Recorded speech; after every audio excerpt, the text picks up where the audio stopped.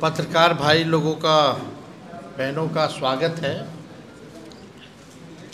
आज का press conference India alliance महागठबंधन के सभी हमारे साथी यहाँ उपस्थित हैं। बहुत ही गंभीर मामले को लेकर के आज हम सब लोग आपके बीच प्रेस कॉन्फ्रेंस करने आए हैं। बहुत ही महत्वपूर्ण है। ये लोकतंत्र और संविधान के साथ खिलवाड़ हो रहा है। आप सब लोगों को पता होगा कि इलेक्शन कमीशन ने अचानक से विशेष गहन पुनरीक्षण की घोषणा की है। इसका ये मतलब है कि अभी जो पब्लिश हुआ था वोटर लिस्ट फरवरी माह में, जो फ्रेश घटाव जुड़ाव के बाद अब पूरे 8 करोड़ बिहारियों का वोटर लिस्ट जो है उसको साइड कर दिया गया है। अब नए सिरे से जो है वोटर्स बनाए जाएंगे। अब ये साफ तौर पे सवाल उठता है कि ठीक चुनाव से 2 महीने पहले आप ये काम क्यों कर रहे हैं, और लगभग क्या ये पॉसिबल है कि 8 करोड़ लोगों का 25 दिन के अंदर आप वोटर्स बना लें, डोर टू डोर जाएं, और यही नहीं, ऐसे ऐसे डॉक्यूमेंट्स मांगे गए हैं जो गरीबों के पास होंगे ही नहीं। अभी हम काफ़ी डिटेल में एक एक करके हैं अपनी बात को हम रखेंगे, और सवाल जो है हम लोग इलेक्शन कमीशन से पूछना चाहते हैं। और आने वाले समय में हम लोगों का एक डेलीगेशन भी जो है इलेक्शन कमीशन जाएगा। बात स्पष्ट है, नीतीश जी, मोदी जी डरे हुए हैं। वो बिहार के हार को देखते हुए नीतीश जी दिल्ली जाते हैं और वो चाहते हैं कि गरीबों का वोटर लिस्ट से नाम जो है कट जाए। यानी लोकतंत्र में गरीबों को सबसे महत्वपूर्ण अधिकार जो अगर मिला है तो वो वोट का मिला है। और लालू जी हमेशा कहते हैं वोट का राज मतलब छोट का राज, और उस अधिकार को भाजपा और नीतीश जी, जो वंचित, शोषित, जो back bencher of the society जो है, जो समाज के अंतिम पैदान पे खड़ा व्यक्ति या समाज परिवार है, उसके अधिकार को ये लोग छीनना चाहते हैं। अब ये सवाल खड़ा होता है कि 22 वर्षों के बाद विशेष गहन पुनरीक्षण जैसी बड़ी एक्सरसाइज की क्या ज़रूरत आ पड़ी? क्या गिनती के दिनों में ये करना संभव है, जबकि विशेष गहन पुनरीक्षण में 22 वर्ष पहले जो हुआ था, 22 वर्ष पहले उसमें लगभग 2 साल लगे थे जो अंतिम हुआ था। तो अब केवल बिहार में होगा, देश के और किसी राज्य में नहीं होगा, केवल बिहार में होगा। और क्या जो पिछले बार 2 वर्ष लगे थे, तो क्या ये पॉसिबल है कि आप 25 दिन में इसको पूरा कर लें? ये सवाल खड़ा होता है और साफ इसमें साजिश की बू आती है। और इस साजिश में और कोई नहीं, नीतीश कुमार जी का बड़ा योगदान है और मोदी जी, क्योंकि ये लोग डरे हुए हैं। क्या चुनाव आयोग नहीं जानता कि ये मानसून का समय है बिहार में? हाँ बताइए, बिहार का कुल 73% इलाका जो है बाढ़ से हम लोग परेशान रहते हैं, यानी क्षेत्र प्रभावित रहता है। 73% सवाल उठेगा कि लोग अपना जान माल बचाएगा कि चुनाव आयोग को कागज ढूंढ ढूंढ करके लोग देगा। ये सवाल पैदा होता है। कई नदियां में पानी जो है बहुत तेजी से बढ़ रहा है, कई जगह अलर्ट किया गया है, और इस मानसून के समय क्या लोगों के पास इतना समय है कि चुनाव आयोग को अपना कागज देगा? तीसरा बहुत महत्वपूर्ण बात है, लगभग आज से ये कार्य जो है शुरू कर दिया गया है।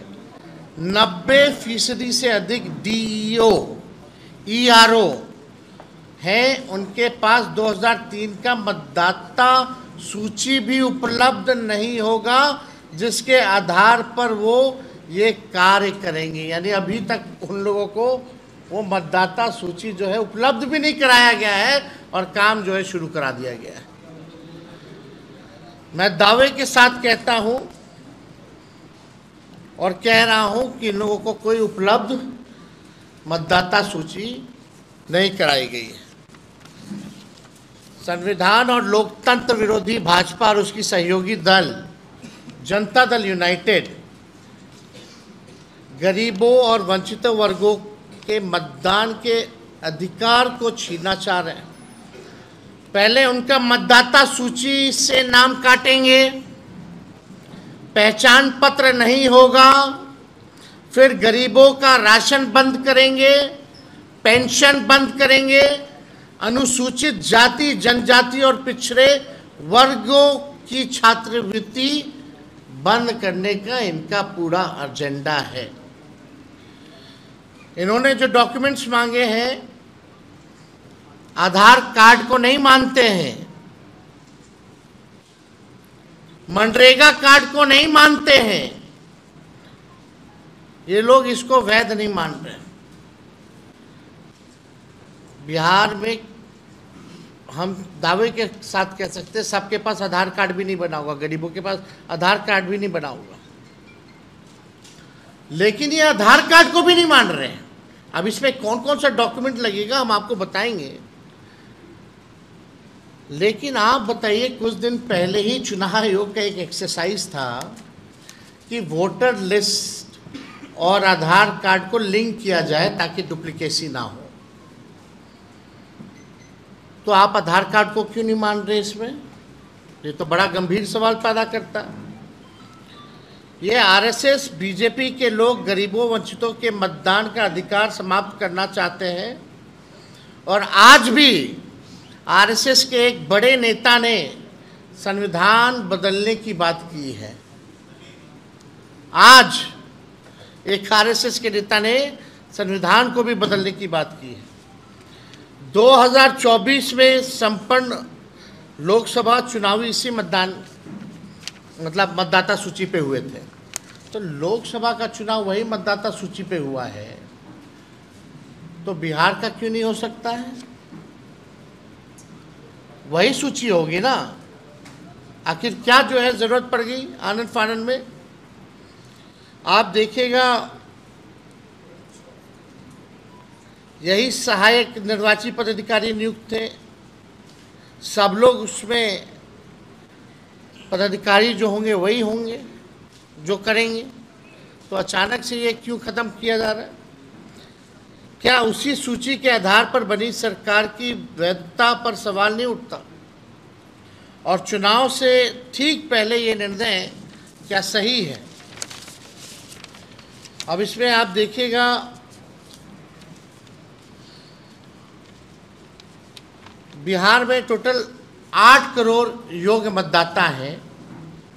इनमें से 59% आबादी 40 वर्ष या उससे कम आयु की है, यानी लगभग 4,76,00,000 लोग निर्वाचन आयोग के निर्देश के अनुसार 1 जुलाई से 31 जुलाई 2025 के बीच इन 4,76,00,000 लोगों को अपनी नागरिकता को साबित करना पड़ेगा। और नागरिकता को साबित में आधार कार्ड नहीं है, मनरेगा वाला नहीं है। उसमें क्या है, अगर इन समूह को 4,76,00,000 लोगों को 3 समूह में अगर बांटा जा सकता है। पहला समूह लगभग 4% लोग जो 39 से 40 वर्ष की आयु के हैं, इन्हें अपनी नागरिकता का दस्तावेज प्रस्तुत करना होगा। दूसरा समूह लगभग 85% लोग जो 20 से 38 वर्ष के उम्र के हैं, यानी 4 करोड़ से अधिक लोग, इन्हें अपने पिता या माता का नागरिकता साबित करना पड़ेगा, दस्तावेज प्रस्तुत करना पड़ेगा। यानी माता पिता का बर्थ सर्टिफिकेट भी आपको ला करके देना पड़ेगा, तब जाकर के आप वोटर बनिएगा। तीनों समूह का रिपीट कर दें। पहला समूह देखो भाई, 4,76,00,000 लोगों को 3 समूह में बांटा जा सकता है। यानी पहला समूह लगभग 4% लोग जो 39 से 40 वर्ष की आयु के हैं, इन्हें अपनी नागरिकता के दस्तावेज प्रस्तुत करने हैं। दूसरा समूह लगभग 85% लोग जो 20 से 38 वर्ष के उम्र के हैं, यानी 4 करोड़ से अधिक, इन्हें अपने माता पिता की नागरिकता को साबित करना पड़ेगा। यानी जो 39 साल के लोग जो है 28 से 38 साल के बीच के, 20 से 38 साल के बीच के जो लोग हैं, उनको अपने माता पिता का डेट बर्थ सर्टिफिकेट वगैरह जो है वो लाना पड़ेगा, डॉक्यूमेंट देना पड़ेगा। कितने गांव देहात में आपके माता पिता का कितना लोगों का सर्टिफिकेट बना है, ज़रा बता दीजिए। वो कहाँ से लाएंगे, और वो भी बाढ़ के समय में। तीसरा समूह लगभग 11% लोग जो 18 से 20 वर्ष के उम्र के हैं, यानी 50 लाख से अधिक वोटर्स, इन्हें अपने दोनों माता पिता के नागरिकता संबंधी दस्तावेज देने हैं। सवाल दोनों है, उसमें आइदर है, इसमें दोनों है, 18 वाले। सवाल यह है कि क्या बिहार के आम नागरिक निर्वाचन आयोग द्वारा मान्य अपने माता पिता का जन्म तिथि और जन्म स्थान का प्रमाण पत्र ला सकते हैं क्या? जो हम सवाल पहले पूछ रहे हैं। निर्वाचन आयोग द्वारा मान्य 11 दस्तावेजों में से 3 अपेक्षाकृत अधिक आम है: जन्म प्रमाण पत्र, मैट्रिकुलेशन प्रमाण पत्र और जातीय प्रमाण पत्र। अब आइए, जन्म प्रमाण पत्र, एक इंटरेस्टिंग डेटा हम देते हैं। ये भारत सरकार का NFH 3 का सर्वे है के अनुसार 2001 से 25 में जन्मे बच्चों में केवल 2.8% के पास जन्म प्रमाण पत्र था। ये अभी का है, उनसे पहले हमारे माता पिता का तो छोड़ दीजिए, कितना % होगा कि नहीं होगा। ये तो 2001 से 25 का भारत सरकार का आंकड़ा है। जो 2001 के बाद जो जन्मे अभी 25 तक का मात्र केवल 2.8% है बर्थ सर्टिफिकेट। तो आप बिहारी का बता रहे हैं, ये बिहार का ही डेटा हम दे रहे हैं स्पेसिफिकली। मैट्रिक प्रमाण पत्र का देखिए, NFS 2 के अनुसार आज 40 से 60 वर्ष के पुरुषों में से केवल 10 से 13% ने हाई स्कूल की पढ़ाई पूरी की है। और जो हाई स्कूल का पढ़ाई अगर पूरी नहीं किया हो, उसका क्या, वो कहाँ से लाएगा, क्या देगा? अब जातीय प्रमाण पत्र पे आइए। इंडिया ह्यूमन डेवलपमेंट सर्वे 2011-12 का के अनुसार अनुसूचित जातियों के लगभग 20% और अन्य पिछड़ा वर्ग लगभग 25% लोगों के पास जातीय प्रमाण पत्र था। उच्च जातियों में तो ये अनुपात और भी कम होगा, इसलिए औसतन 20% से भी कम परिवारों के पास ये प्रमाण पत्र उपलब्ध है। 20% से भी कम। कहाँ से बाकी का लोग लाएगा? अपने ही देश में कैसे हम लोग साबित कर पाएंगे? डॉक्यूमेंट नहीं है। और 73% लोग बाढ़ से हमारा क्षेत्र जो है प्रभावित रहता है। ये 25 दिन में कैसे होगा? जो पिछले बार आखिरी बार हुआ था तो 2 वर्ष लग गए थे। और सवाल उठता है कि केवल बिहार में ही क्यों और देश भर में क्यों नहीं हो रहा? ये पूरी तरीके से साजिश की बू है और इसमें एनडीए के लोग जो हैं मिले हुए हैं। अब इसका अर्थ यही है, अधिकतम लोगों के पास ऐसा कोई दस्तावेज नहीं है जिसे उनकी जन्म तिथि में जन्म स्थान सिद्ध हो सके। हमारा स्पष्ट मत है, ये सारा खेल चुनाव से पहले मतदाताओं की छटाई करके सत्ताधारी दल को फायदा पहुंचाने के लिए ये काम जो है किया जा रहा है। बिहार में सबसे ज्यादा पलायन है। अब जो लोग बिहार के बाहर हैं, अभी हमारे सांसद राज्यसभा के संजय यादव जी ने पूछा भारत सरकार से, बताओ बिहार के लोग कितने जो हैं पलायन किए हैं, ज़रा हमको आंकड़ा दीजिए। तो लेबर मिनिस्ट्री से जवाब आता है, जो लेबर मिनिस्ट्री में जो रजिस्टर जो किए हुए हैं लेबर्स, लगभग 3 करोड़ के आसपास जो रजिस्टर्ड हैं। अगर नॉन रजिस्टर्ड की बात करें तो लगभग 4.5 से 5 करोड़ की संख्या हो जाती है। वो कब आएंगे, क्या करेंगे, नहीं होगा, उनका कैसे बनेगा रे भाई? वो कैसे वोट देंगे? यानी लोकतंत्र को आप खत्म कर रहे हो, संविधान को खत्म कर रहे हो। आप गरीब वंचित समाज से जो लोग हैं, जिनका सदियों से आपने शोषण किया है, फिर से ही आरएसएस, भाजपा और नीतीश जी उनके सहयोगी शोषण करवा रहे हैं, वोट का अधिकार छीन रहे।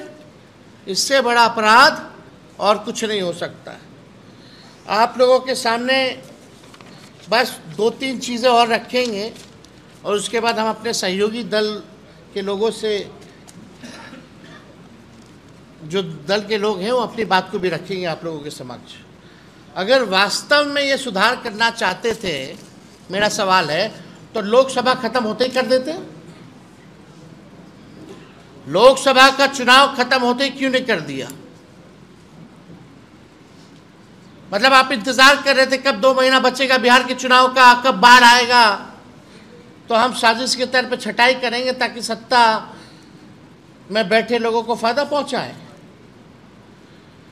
हम लोकतंत्र में विश्वास करते हैं, लेकिन किसी भी साजिशन बदलाव को बर्दाश्त नहीं किया जाएगा।